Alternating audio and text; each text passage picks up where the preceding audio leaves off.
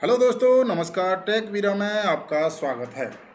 तो चलिए आज बात करेंगे निफ्टी, बैंक निफ्टी और फिन निफ्टी का वीकली एनालाइज करेंगे।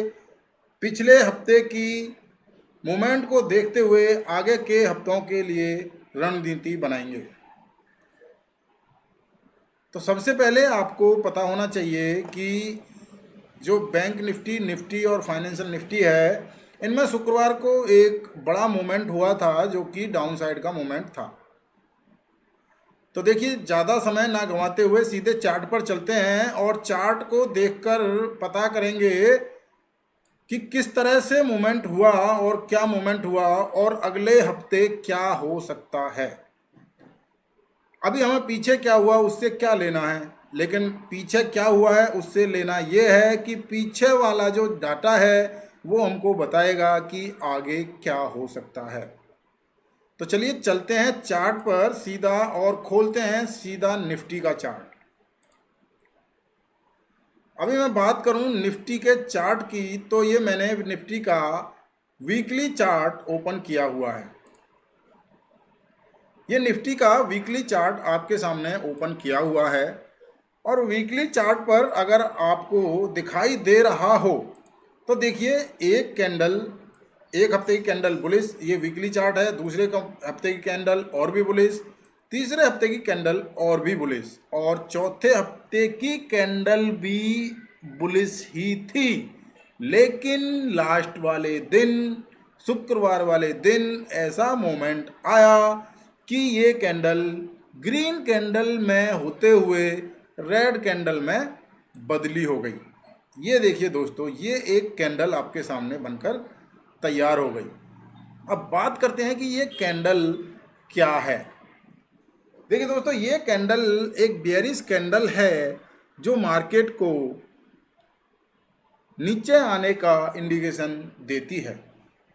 तो अब मैं ये नहीं बताऊंगा कि ये कैंडल कौन सी है। ये मैंने सवाल आप लोगों के लिए छोड़ दिया है कि आप इसके बारे में, इस कैंडल का नाम, जिन लोगों को इस कैंडल का नाम पता है वो लोग इस कैंडल का नाम बताइए। कमेंट सेक्शन में वो लोग इस कैंडल का नाम बता सकते हैं। ये कैंडल है जो कि मार्केट को एक डाउन ट्रेंड लाने की, डाउन में लाने की काबिलियत रखता है, ये कैंडल।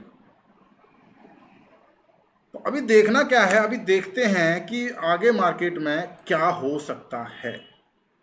तो देखिए, जिस तरह से पिछला उछाल जो था और एकदम से शुक्रवार को इतनी तेज बिकवाली आई, इसका रीजन क्या हो सकता है, क्या था, इसको देखने के लिए हमको चलना पड़ेगा US30 के चार्ट पर।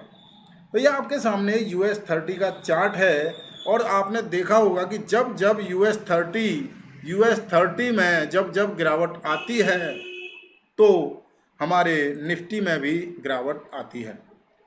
तो देखिए दोस्तों, देखने से पता चलता है कि US30 में एक वीकली जो कैंडल स्टिक चार्ट पैटर्न है, यहाँ पर एक bearish engulfing candle stick pattern तैयार हुआ है।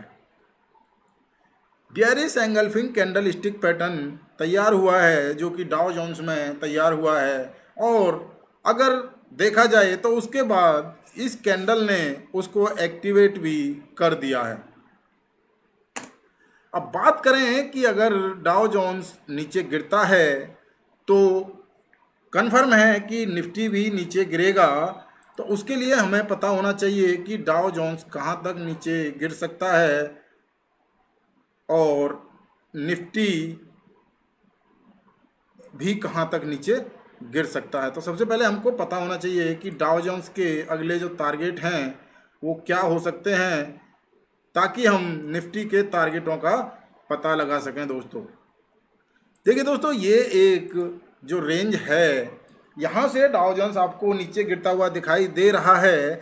अगर ये डाउ जोन्स 36,571 एक लेवल है, 36,571, जैसे बड़ी बड़ी कैंडल बन रही हैं तो वीकली स्तर की ही बात चल रही है फिलहाल, कोई डेली स्तर पर नहीं लेके जाना। अगर अगले वीक में ये 36,571 को टच करता है और यहाँ से रिवर्सल लेता है तो इसमें तेजी देखने को मिल सकती है, अन्यथा आपको ये 35,709 की तरफ जाता हुआ दिखाई दे सकता है, जो कि अगर डाउ जोन्स में इतनी बड़ी गिरावट क्यों आएगी इसका रीज़न मैं बताता हूँ। यहाँ पर देखिए, एक पहले यहाँ मार्केट आप देखेंगे तो यहाँ पर एक सपोर्ट बना था और अगले हफ्ते ये एक रेजिस्टेंस तैयार हुआ था, अगले हफ्ते फिर इसी को टच किया और वापस नीचे आ गया, नीचे से फिर से ऊपर गया और जैसे ही इसको ब्रेकआउट दिया तो US30 भी ऑल टाइम हाई के आसपास पहुंचा। उसके बाद फिर अगर ये नीचे की तरफ वापस आता है,